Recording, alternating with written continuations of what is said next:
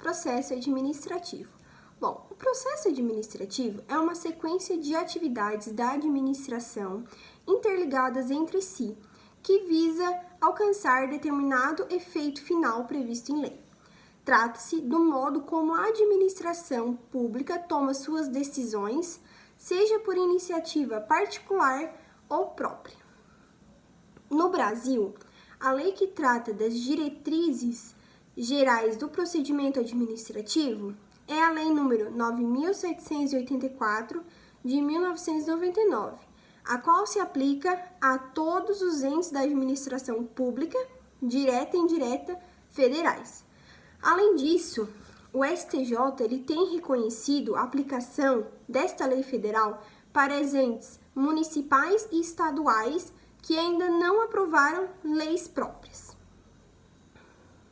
A Lei 9.784 de 99 regula o procedimento administrativo no âmbito da administração pública federal.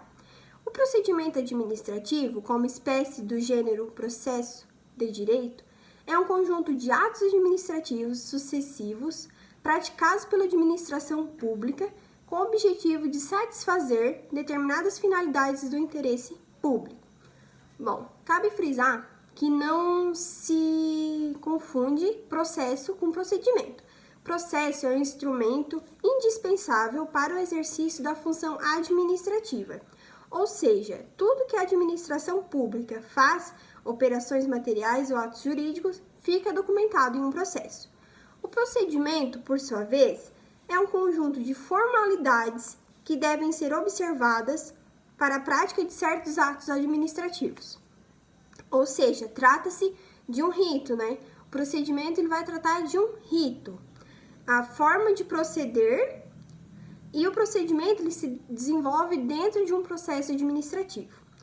Bom, as fases do processo administrativo. A instauração, né? Quando o processo ele é instaurado, ele vai depender de uma portaria que deverá conter, se possível, o fato a que gerou, né?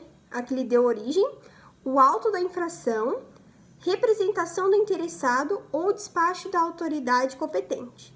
Ele será iniciado de ofício ou a pedido do interessado. A instrução. A instrução é a fase probatória, né? É a fase de apresentar os documentos, a fase de produção de provas, que fundamentaram a causa de pedir. O relatório. Relatório consiste em uma peça opinativa do presidente do processo, que não vincula a decisão do julgador. Já o julgamento trata-se da decisão do julgador, que, assim como o processo judicial, deverá ser motivada e fundamentada. Com relação ao processo administrativo disciplinar, bom, ele é estabelecido para apurar irregularidades cometidas pelos servidores públicos. Qual é a sua finalidade? É aplicar punição aos trabalhadores da administração pública que agirem fora das regras. Os órgãos e autarquias podem instaurar sindicâncias para investigar as denúncias de irregularidades. Sendo assim, essa investigação ela constitui um inquérito administrativo que ocorre antes da aplicação da pena. É um processo interno, mas que pode ser aplicado tanto para o servidor que presta os serviços internamente, quanto aos demais que têm contato com o público. O objetivo desse mecanismo é, em primeiro lugar, garantir o funcionamento adequado das entidades públicas. Além disso, não se exclui a possibilidade de investigação por ato ilícito na esfera civil ou penal, quando necessário, né? Os tipos de procedimento. Então, tem diversos tipos de procedimentos disciplinares, sendo eles os procedimentos investigatórios, comportando investigação preliminar, sindicância investigativa e sindicância patrimonial, e os procedimentos contraditórios. Bom, as fases do processo. Na Lei 8.112 de 90, em seu artigo 151, diz que o processo disciplinar que se desenvolve nas seguintes fases: instauração, inquérito administrativo e o julgamento. Com relação à sindicância, sindicância investigativa. Bom, é um procedimento preliminar sumário instaurado com o fim de investigação das irregularidades funcionais, que precede ao processo administrativo disciplinar, sendo prescindível de observância dos princípios constitucionais do contraditório e da ampla defesa. Não existe um rito a ser seguido na sindicância investigativa. Sendo assim, a autoridade instauradora e os sindicantes gozam de liberdade para desempenhar as suas funções como melhor entenderem. Deve-se manter sigilo perante as atividades que desempenharam e informações que apurarem. Deve manter o caráter meramente investigativo, sem qualquer prestação de punição.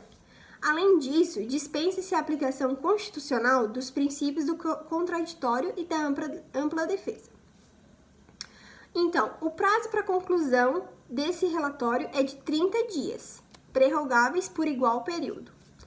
A autoridade, com base nas informações do relatório obtido pela sindicância investigativa, decidirá pelo arquivamento do feito ou pela instauração de sindicância contraditória ou processo administrativo disciplinar.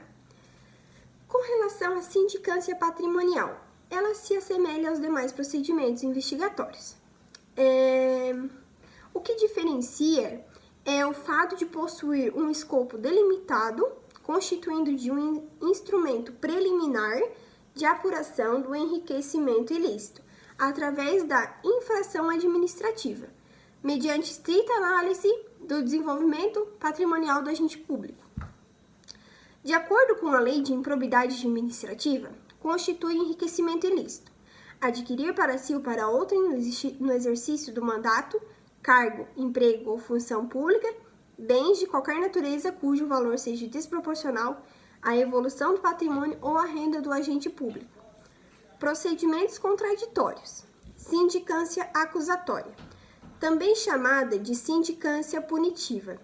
É o procedimento para apurar responsabilidades de menor gravidade, ou seja, de menor potencial ofensivo, devendo ser respeitado o princípio do devido processo legal através da ampla defesa, do contraditório e de produção de todos os meios de prova admitidos no direito. Nos termos de José Cretella Júnior, a administração no Brasil se utiliza da sindicância como meio sumário para apurar as ocorrências irregulares no serviço público, que, caso sejam confirmadas, tenham como finalidade a instauração do processo administrativo contra o funcionário público responsável, utilizando-se dos elementos concretos fornecidos pela sindicância. A sindicância, ela deve ser concluída no prazo de 30 dias, podendo ser prorrogada por igual período. Bom, o processo administrativo disciplinar sob rito sumário. O acréscimo do rito sumário ocorreu com a Lei 9.527 de 97. Essa lei, ela trouxe a previsão de uma terceira espécie de processo administrativo, o processo administrativo sumário, previsto nos artigos 133 e 140. Essa nova espécie de processo administrativo somente é aplicado nos casos de acumulação ilegal de cargos, abandono de cargo e inassiduidade habitual. Então, o rito sumário, ele possui algumas especificidades, tais como os prazos reduzidos, a prévia explicitação da materialidade do possível ilícito logo na portaria. Apesar de não previsto em lei, produção de provas, além das documentais, o STJ entende ser admissível quando surge a necessidade do acusado produzir provas testemunhais ou periciais. A fase inicial do processo recebe o nome de instauração e se dá pela publicação do ato, que constitui de pronto comissão, composta de 2 servidores estatais e já indicara a autoridade e materialidade do possível ilícito administrativo. Com relação à verdade sabida, é o conhecimento pessoal da infração pela própria autoridade competente para punir o infrator. Ocorre quando a autoridade competente presencia a ocorrência da infração, podendo aplicar imediatamente a pena, consignando no ato punitivo as circunstâncias em que foi cometida e presenciada a falta. Segundo Meirelles, tem-se considerado também como verdade sabida a infração pública e notória, estampada na imprensa ou divulgada por meios de comunicação em massa. Vale ressaltar no artigo 5º da Constituição que é cristalino em aduzir que os litigantes em processo administrativo e os acusados em geral são assegurados do contraditório e da ampla defesa, como os meios de recurso a ela inerentes. Bom, e o propriamente dito? É o processo administrativo disciplinar que estabelece punições médias e graves com a suspensão ou a demissão do agente público,